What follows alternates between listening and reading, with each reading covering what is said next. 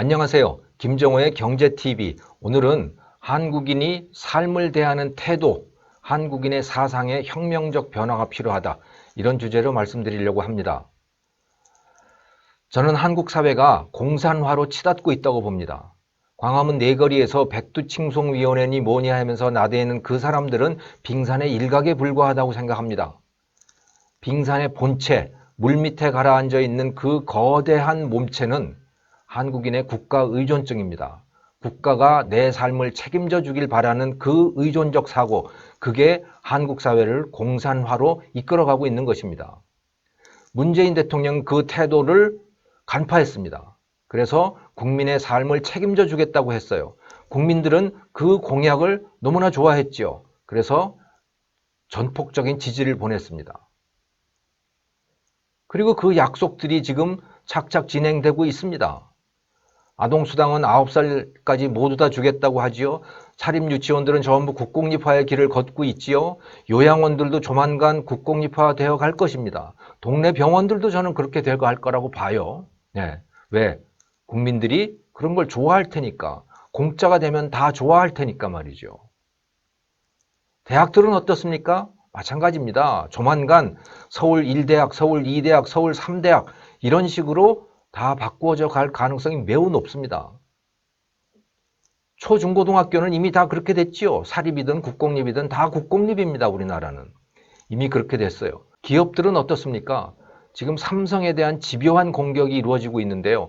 삼성 바이오로직스 분식회계니 무슨 뭐 노조 설립 방해니 뭐 해가면서 집요한 공격이 이루어지고 있습니다. 저는 그 공격은 이재용이 삼성을 떠날 때까지 이루어질 거라고 봅니다. 그리고 이 정권 안에서 분명히 저는 그렇게 될 거라고 봐요. 그리고 삼성은 국민기업화 될 것입니다. 국유화 되는 것이죠. 현대차도 그럴 것이고 글쎄요. 다른 기업들은 안 그럴까요? 삼성이 그렇게 됐는데 예. 저는 모든 분야에서 다 국유화, 국민기업화 이런 것이 일어날 거라고 보고요. 그래서 모든 국민은 다 공짜로 살게 되겠지요. 그렇게 좋아하겠지만 그 동전의 뒷면은 뭐냐? 국가의 노예가 되어가는 겁니다. 왜? 남에게 신세를 지는 사람, 자기의 생활을 남에게 의존하고 있는 사람은 반드시 노예가 되는 것입니다. 어쩔 방법이 없지 않습니까? 스웨덴의 복지국가처럼 될 거라고요? 천만의 말씀입니다. 스웨덴 사람은 한국인과 생활을 대하는 태도가 너무 다릅니다. 그들은 18살만 되면 부모를 떠납니다. 부모한테 의지해서 사는 것은 부끄러운 일이에요, 그들에게. 그렇기 때문에 그들은 복지국가를 위해서도 자기 스스로 세금을 냅니다. 웬만큼 가난한 사람들도 다 자기 소득의 30%는 세금을 내는 거예요. 복지국가를 하려고 그러면 자기가 부담을 해야 되는 거지요. 세상에 공짜는 없는 겁니다. 책임을 져야 되니까요. 그러니까 그와 같은 책임 있는 의식, 그것이 복지국가를 가능하게 하는 겁니다. 그리고 스웨덴에는 경제적 자유가 넘쳐납니다. 우리가 신자유주의라고 부르는 그 많은 여러 가지의 자본주의적 제도들, 그게 스웨덴에는 다 있어요. 심지어 학교도, 초중고등학교도 주식회사 법인들이 학교를 운영을 하는 것이 가능합니다. 실제로 운영을 하고 있어요. 주식회사 중학교, 주식회사 고등학교 이런 것들이 공개적으로 허용이 되는 겁니다. 왜? 자기 책임이니까요. 자기가 알아서 선택을 하는 것입니다. 무엇이 됐든 간에 대한민국은 스웨덴 같은 나라가 될 수 없습니다. 국민이 국가 의존증을 버리지 않는 한 말입니다. 국가에게 모든 것을 다 해달라고 하고 본인 스스로는 뭘 할 생각이 별로 없는 그런 사고를 유지하고 있는 한 한국은 북한처럼 되는 겁니다. 일은 억지로 시키는 거지요. 일은 강제 노동이 되어버리는 겁니다. 결국은. 그래서 노예제가 되는 거죠. 각자의 생활은 국가의 배급으로 해결을 하고 그러면 일은 누가 하느냐? 일은 누구도 하고 싶어 하지 않죠. 결국은 강제 노동이 될 수밖에 없는 겁니다. 그래서 저는 노예사회로 치닫고 있는 거라고 봅니다. 지금 한국이. 대한민국의 젊은이들에게 묻습니다. 그런 사회에 살고 싶습니까? 지금 당장은 아니지만 10년만 지나더라도 그런 문제에 봉착을 하게 될 겁니다. 그런 사회에 살고 싶습니까? 모든 것을 배급에 의존하고 일은 강제노동을 해야 되는 그런 사회? 저는 싫습니다. 제 자식들과 제 손주, 손녀들이 그런 사회에 사는 거 정말 싫습니다. 그래서 어떻게든 막아보고 싶습니다. 그러자면 국민 한 사람 한 사람, 여러분들 한 분 한 분의 국가 의존증, 대통령 의존증을 버려야 합니다. 제발 청와대 그 홈페이지에 대통령한테 무슨 뭐 청원하는 거 이것부터 좀 없앴으면 좋겠어요. 대통령이 무슨 임금입니까? 왜 그에게 그렇게 온갖 걸 다 청원을 하죠? 저는 이제 대한민국 국민들에게 근대 시민으로서의 사상혁명이 필요하다고 봅니다. 그래야 공산화를 막을 수가 있습니다. 우리나라는 해방 이후에 지금까지 3번의 의식혁명을 겪었습니다. 반공혁명, 성취감혁명, 민주혁명입니다. 반공혁명 6.25를 통해서 거치게 되었던 것이죠. 그 이전까지 한국인들은 공산주의에 대해서 그다지 거부감이 있지 않았습니다. 다 같이 잘 살자라고 하는 것은 아주 한국인의 정서에 잘 맞는 그런 사상이었던 겁니다. 그리고 부자놈들 다 때려잡자? 그것도 뭐 나쁘지 않은 사상이었던 거죠. 그 당시 사람들로서는. 그러니까 박헌영 같은 사람이 이 남한 사회에서 활동을 할 수 있었던 겁니다. 그런데 바로 그 공산주의자들과 전쟁을 하면서 6.25 전쟁을 거치면서 그들과 사상적으로라기보다는 아무튼 그들의 물리적인 적이 되었던 거죠. 물리적인 적이 되었다. 그들이 우리를 죽이려고 한다. 그러니까 그들은 나쁘다. 그들의 체제도 나쁘다. 이와 같은 생각의 변화가 이루어졌다고 저는 봅니다. 저는 그것을 반공혁명이라고 부릅니다. 6.25 전쟁을 거치면서 한국인들은 공산주의를 싫어하게 됐습니다. 북한을 싫어하게 됐지요. 그런데 사실은 공산주의가 뭔지는 잘 모릅니다. 공산주의의 핵심, 그것도 잘 모르는 거죠. 다만 그들의 폭력이 싫고 또 그들의 뭐 집단 농장이나 이런 것들도 싫고 강제노동도 싫다. 뭐 이런 정도의 저는 사상혁명이었다고 봐요. 근데 그것만으로라도 한국인들은 굉장한 변화를 하게 됐고 이 땅에 자유민주주의와 자본주의라고 하는 것이 뿌리를 내릴 수 있게 되었다. 그렇게 봅니다. 두 번째 혁명은 성취감 혁명. 박정희 때에 이루어졌던 바로 그 혁명입니다. 그 이전까지 한국인들은 매우 패배적인 정서를 가지고 있었습니다. 여러분 한의 정서라고 하는 거 들어보지 않으셨어요? 한, 서러움, 슬픔 뭐 이런 것들 그게 바로 한국인들의 정서였던 겁니다. 아리랑이라고 하는 노래도 바로 그 한을 담고 있는 노래인 거죠. 네. 그 한, 그것은 다시 말하면 패배주의입니다. 그것은 나는 어쩔 수 없어. 나는 정말 슬프고 억울하지만 어쩔 수 없어. 라고 하는 그런 태도를 담고 있는 정서입니다. 그런데 박정희는 팔자 타령만 하는 그 한국인들에게 일어나서 일해라. 밖에 외국에 물건 가지고 나가서 팔아와라. 이런 요구를 했던 겁니다. 무리하기 짝이 없는 요구였고 정말 힘든 요구였지만 그 절대적인 권력이 무서워서 어쩔 수 없이 나와서 일을 했고 밖에 나가서 물건을 팔았고 돈 버는 일이 본격적으로 도전이 시작되었던 것이지요. 그런데 해보니까 돈이 벌리기 시작했습니다. 이게 내가 타고난 팔자 말고도 다른 게 또 있네? 다른 것을 성취하는 게 가능하네? 그런 것을 한국인들이 깨닫기 시작했습니다. 그러면서 서서히 한국인들은 세계에서 가장 지독하게 일을 하는 사람, 매우 도전적인 그런 민족으로 변화해 왔던 것입니다. 그 덕분에 3만 불이라고 하는 정말 엄청난 성취를 하게 된 것이죠.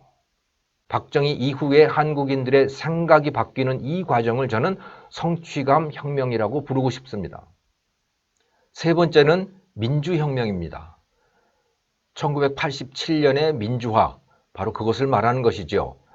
그 이전까지 한국인에게 대통령은 임금과 비슷한 존재였습니다. 절대적인 권력이었던 겁니다. 민주혁명은 그 대통령을 끌어내렸습니다. 그리고 민중이 그 위에 올라앉게 된 것이죠. 네, 민중혁명, 바로 그게 1987년 이후에 한국인들이 이루어냈던 또 한 번의 의식 변화입니다. 그런데 이것은 서구 자유민주주의 사회와는 또 다른 어떤 것이었습니다. 서구 자유민주주의 사회, 거기에서의 시민혁명이라고 하는 것은 시민 한 사람 한 사람의 자유와 권리를 뜻했던 것입니다. 그것은 누구도 침해할 수 없다는 것이죠. 한국인이 민주화 이후에 겪은 이 사상의 혁명은 무엇이냐?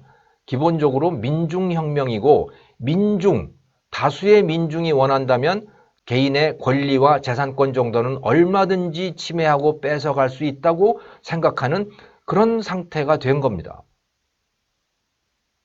그 절정이 재작년의 촛불혁명이었고, 그리고 지금 우리는 그 사상에 따라서 공산화의 길을 걷고 있는 것입니다.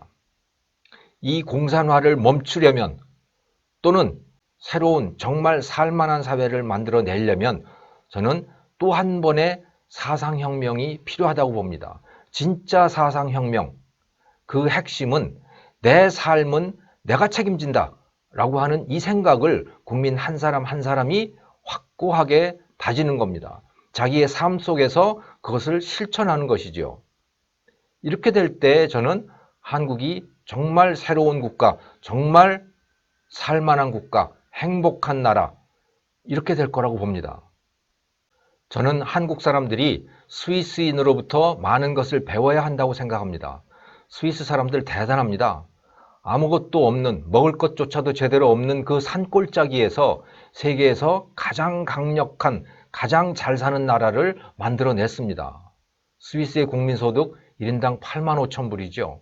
예, 스위스는 그리고 그 800만 밖에 안 되는 인구에도 불구하고 세계 어떤 나라도 건드리지 못합니다. 국방력이 탄탄하기 때문이죠. 그리고 아름답지요. 그런 나라를 우리도 만들어야 되지 않을까요?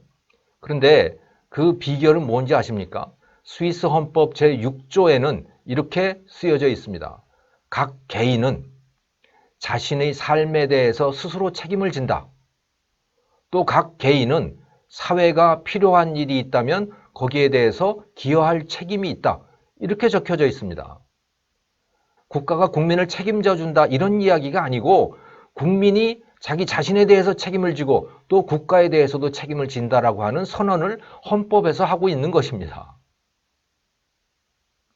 그런 사람들이기 때문에 스위스라는 국가는 강력한 것입니다. 스위스라는 국가는 아름다울 수도 있는 겁니다. 여러분 그런 소식 들어보셨죠? 기본소득제 1인당 한 달에 300만 원씩 주는 그 기본소득제를 국민투표에 붙였습니다. 결과는 뭐였죠? 네, 76%가 반대를 했습니다. 또 최저임금도 국민소득에 붙여졌습니다. 1인당 1시간에 3만 원 정도를 최저임금으로 주자. 이런 정책이 국민투표에 붙여졌습니다. 반대 77%입니다. 물론 누군가 그런 정책을 제안을 한 사람들이 있지요. 하지만 대다수는 그것에 반대했습니다. 제가 어떤 논문을 보니까 스위스 국민들의 4분의 3, 75%는 우파이고 4분의 1, 25%는 좌파라고 하더군요. 일반적인 자영업자나 노동자들은 다 우파이고 회계사, 변호사, 교사 뭐 이런 사무직 노동자들의 상당수가 이 사회주의자 좌파라고 하더군요. 아무튼 대다수의 스위스인들은 자신의 삶을 스스로 책임져야 된다고 생각을 합니다. 그래서 스위스 사람들은 대통령이 누군지도 모릅니다. 7명의 장관들이 돌아가면서 한 해씩 대통령을 합니다. 그러니까 대통령이 누구인지도 모르고 알 필요도 없습니다. 왜? 대통령한테 기대할 것이 없기 때문이죠. 힘을 가진 건 대통령이 아니고 국민 한 사람 한 사람 각자인 것입니다. 저는 이와 같은 체제가 굉장히 의아했습니다. 어떻게 국민들이 그런 생각을 하고 있을까? 그런데 최근에 TV의 한 예능 프로그램을 보면서 어느 정도는 이해가 됐습니다. 이 사진에 보이는 이 아이 4살 난 박나은이라고 하는 아이인데요. 우리나라 축구선수 남편과 스위스 여성이 결혼해가지고 낳은 아이입니다. 이 엄마가 나은이를 어떻게 교육시키는지가 나왔습니다. 아침에 일어나는 것도 혼자서 하고, 일어나서 옷 입고 씻고 유치원 가는 가방 챙기고 다 스스로 합니다. 심지어 자기가 아침 밥도 챙겨 먹고요. 엄마 아빠 아침밥까지 차려줍니다. 설거지 돕지요. 자기 동생도 챙깁니다. 이게 그 스위스인 엄마가 나은이를 가르치는 교육법입니다. 스스로에 대해서 책임을 지고 자기가 속한 공동체에 대해서도 뭔가 기여를 스스로 하는 거지요. 남에게 공짜를 바라지 않는다는 거예요. 그러다 보니까 이 나은이라고 하는 아이는 자기 앞가림을 지가 하는 것은 말할 것도 없고 자기 동생도 챙기고 어디 모임에 가면 주변 사람들도 늘 챙기는 정말 아름다운 사람이 되어 있더군요. 4살짜리가. 저는 이제 한국인이 이것을 배워야 될 때라고 봅니다. 아이 교육부터 바꿔야 될 때라고 봅니다. 나는 고생하면서 자랐으니까 내 자식은 절대 고생 안 시키겠다. 이거는 아이에게 죄악을 저지르는 겁니다. 아이에게 고생을 시켜야 합니다. 아이가 자기 일은 물론이고 집안일도 하게 해야 합니다. 학교에서 청소도 해야 하고 유치원 가서 밥상 차리는 것도 아이가 해야 되는 겁니다. 어른들은 물론 말할 것도 없고요. 엄마 아빠부터 그런 생각을 해야 아이에게 그것을 가르칠 수 있지 않겠습니까? 그러니까 이제 한국인들이 정말 태도를 바꿔야겠습니다. 대통령한테 뭐 해달라고 하지 마세요. 대통령 보고 뭘 좀 하지 말라고 하세요. 이제는 제발 좀. 대통령이 국민의 삶을 책임지겠다고 하면 네가 뭔데 내 삶에 책임을 지느냐? 라는 말이 나와야 됩니다. 그런 말을 하는 사람은 반드시 떨어진다는 그런 게 가능해야 해요. 스위스 국민들은 국가가 국민들에게 300만 원씩 준다는데도 싫다는 거 아닙니까? 왜 네가 나한테 그걸 주냐? 결국은 내 돈일 텐데. 저는 한국인들도 이제 그런 생각을 할 수 있어야 된다고 봅니다. 사상혁명이 필요합니다. 그렇지 않으면 지금 아주 심각하게 위험하게 진행되고 있는 이 공산혁명을 막을 방법이 없습니다. 왜? 한국인들 스스로 마음속에서 그것을 원하고 있기 때문이지요. 물론 노예가 되는 걸 원치는 않을 거예요. 하지만 국가에 의존하는 한 노예의 신세를 면할 방법은 없습니다. 제가 말씀드린 이 사상혁명, 이 캠페인을 어떻게 진행할지 아직 구체적인 아이디어는 없습니다. 유튜브로는 제가 계속해서 이런 이야기를 하겠지만 구체적으로 오프라인에서 무엇을 해야 할지는 아직 구체적 아이디어가 없어요. 우리 같이 한번 생각해 봤으면 좋겠습니다. 감사합니다.